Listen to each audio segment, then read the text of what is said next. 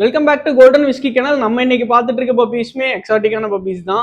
அடிக்கடி எக்ஸாட்டிக்னே சொல்றேன்னா அதுக்கு ஏற்ற மாதிரி தான் பப்பீஸ் வந்திருக்கு. இந்த பப்பீஸ் எல்லாம் பார்த்தீங்கன்னா சிட்ஜு பப்பீஸ், போத் மேல் பப்பீஸ். கலர்ஸ் பாருங்க ரொம்பவே யூனிக்கா இருக்கும். பப்பீஸ் பார்த்தீங்கன்னா 62 டேஸ் ஆச்சு.